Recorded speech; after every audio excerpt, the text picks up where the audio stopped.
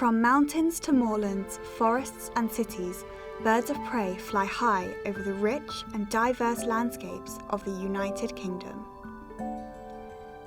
The UK is home to some of the most fascinating birds, from our iconic barn owl that reigns over the countryside, to the fastest bird in the world, the peregrine falcon. They all have their unique features. Dive into the majestic world of birds of prey. See how nature's most impressive hunters survive this challenging world.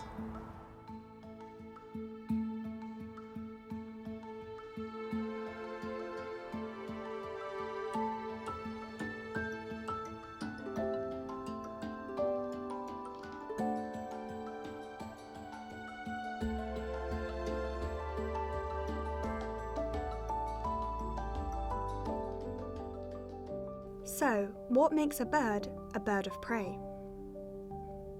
Also known as raptors, they are bigger, carnivorous birds that actively hunt their prey, possessing distinctive features like hooked beaks and sharp talons. They come in all different shapes and sizes. There's hawks, eagles, falcons, and owls.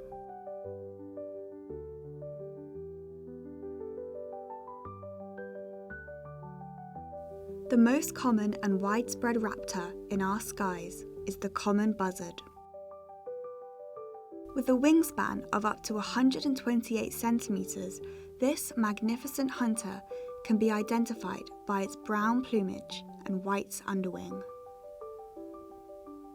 You can often observe the buzzard sitting in a hunched posture, eagerly scanning the environment for its prey. This can include small mammals, rodents, small birds, and even carrion such as roadkill. Woodlands and open countryside is what the buzzard favours, but it has adapted to humans doing the work for it, perching patiently on the side of motorways waiting for roadkill.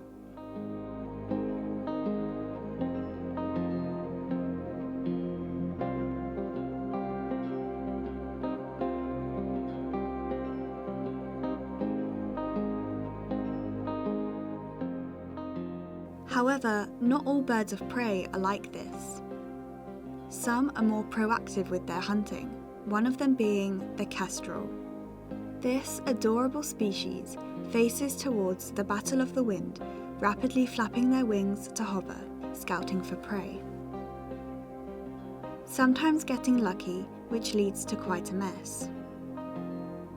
A behaviour called preening occurs, plucking their feathers to clean themselves up. Despite being a diverse family, all birds of prey have one thing in common: mobbing. The most common culprits to attack are crows and magpies. This behaviour is an attempt to get the bird of prey out of the territory, and although most attempts are successful, sometimes these birds get fed up and attack back.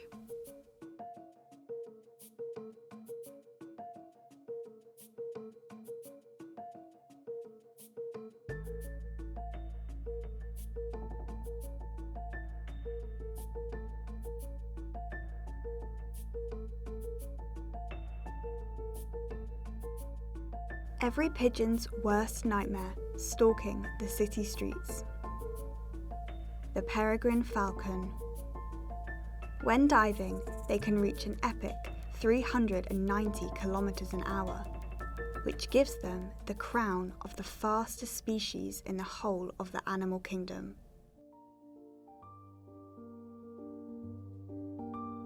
Found on nearly every continent, in habitats all over the world, ranging from deserts to forests and mountains. They don't shy away from urban areas either, often building their nests on the tallest building, such as a cathedral.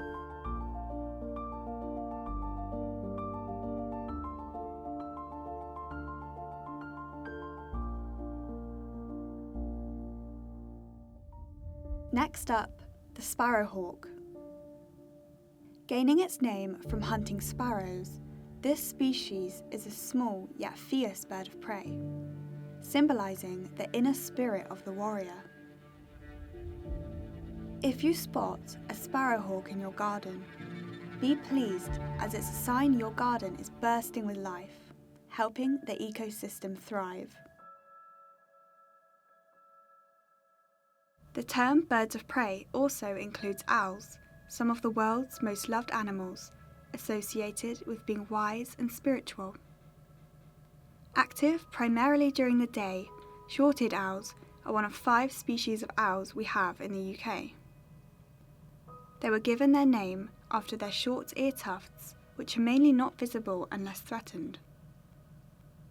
This species is a very active hunter that flies low over moorland and grassland habitats, and you'd be lucky to spot their yellow eyes flash past.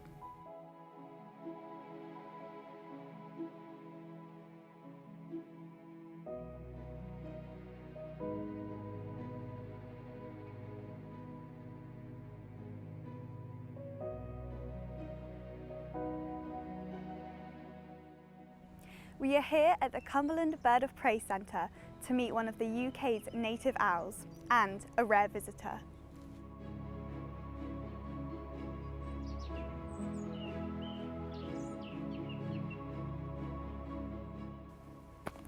This is Alan, the barn owl, one of the UK's most lovable owls, famous for their haunting screech. As you can see, Alan has a heart-shaped face with white and beige feathers. Truly beautiful. If you're lucky enough to spot a barn owl in the wild, you'd be in the countryside, around dawn or dusk, in fields or farmland. This species is thriving in the UK with a green conservation status. Barn owls have adapted to a mutualistic relationship with farmers, hunting mice and rats on the farm, helping to get it off the farmer's land, whilst gaining food and shelter at the same time. This centre is also the home of a rare visitor. Meet Hooty, the snowy owl. Famous for being Hedwig in the Harry Potter films, this species is really interesting because they come all the way from the Arctic region. These expert hunters are known for their beautiful plumage that helps them camouflage into the Arctic conditions around them. Being the only white owl makes this species truly unique, and like with all birds of prey, the females are bigger than the males for better nest protection and defending their young.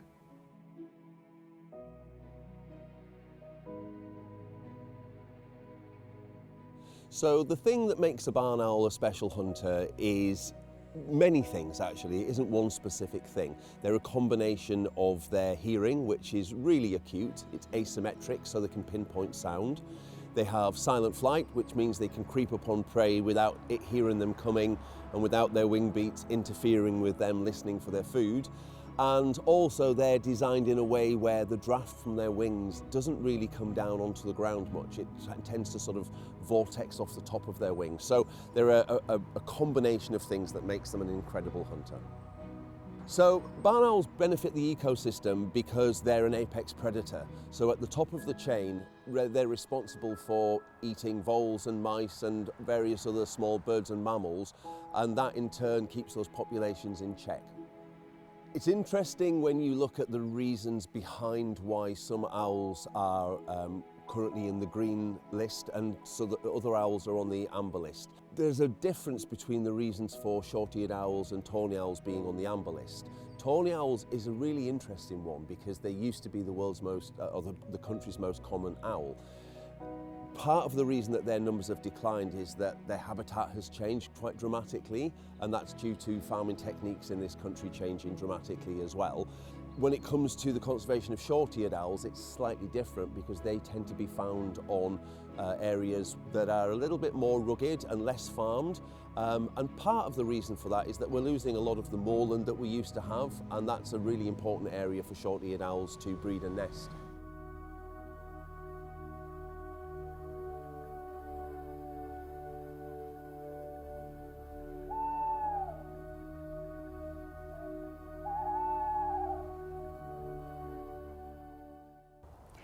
Okay, so I wrapped up warm and come outside to the ideal habitat of a tawny owl, hoping to find one.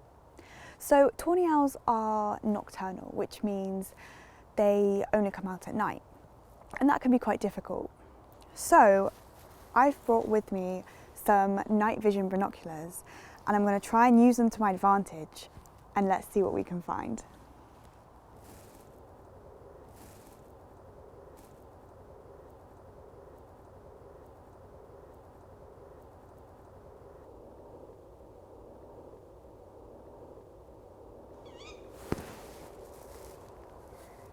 That was a female tawny owl. Let's keep looking.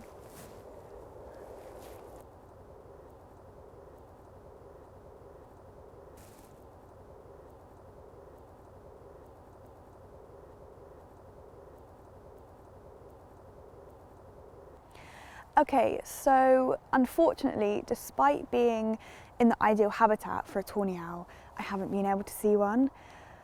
This is actually a good thing. This means that they are well camouflaged, undisturbed, and can hunt and live in peace. And I do have a plan B to try and spot this owl.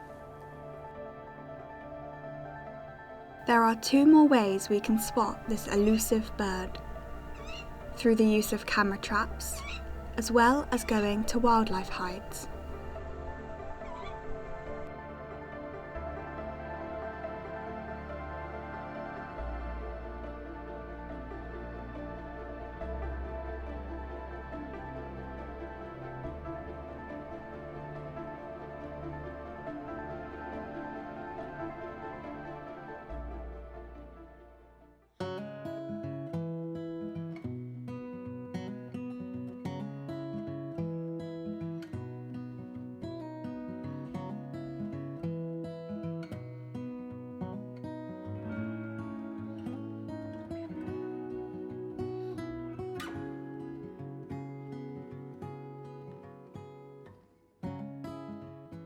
I've always been interested in wildlife, biodiversity generally, and how it interacts with other species, the environment, and with people.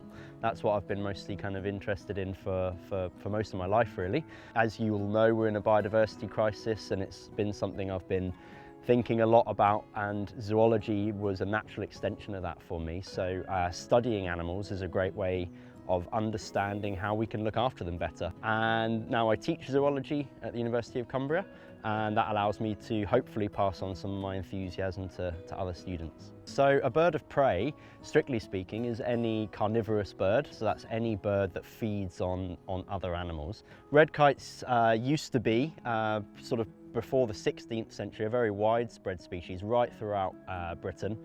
Very generalist species, that means they can feed on lots of different sources of food. They're great scavengers, for example, so they clean up lots of rubbish and dead animals and carcasses. They provide a good service for us. Their populations and their ranges were massively restricted by human activity, and one of the main causes of that is persecution. So they were associated with killing game birds, for example. You might see them eating a dead game bird. That does not mean they necessarily killed it. As I said, they're fantastic scavengers. In the late 1980s, there was a series of programs to reintroduce them.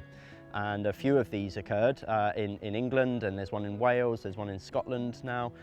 Great examples of collaboration between different project partners to bring this once widespread species back into our ecosystems. We also, and it shouldn't underestimate this, we have strict laws since about the 1950s against persecution now. It didn't used to be illegal. Persecution of birds of prey only became illegal once they were protected in the 1950s. So there's lots of reasons to think why those threats may not be as severe anymore, and that's kind of provided the context for these organisations to come together and agree a programme of reintroduction. And as we can see, it has been largely successful, and we have that species back in our landscape again.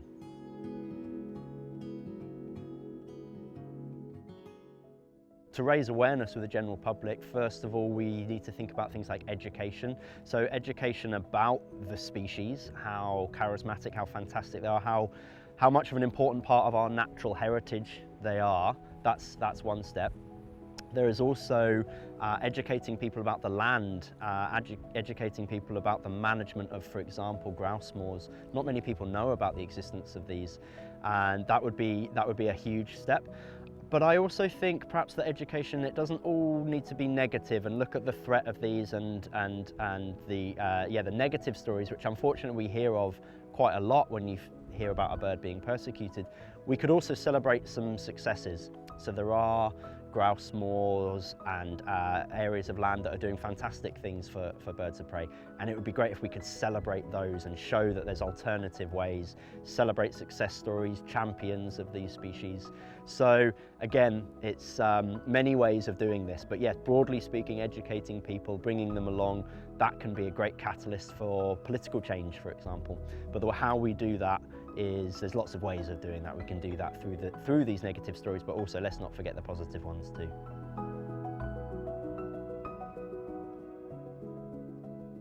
So, get outside to try and spot these species. Become knowledgeable on how you can help protect these brilliant birds for futures to come.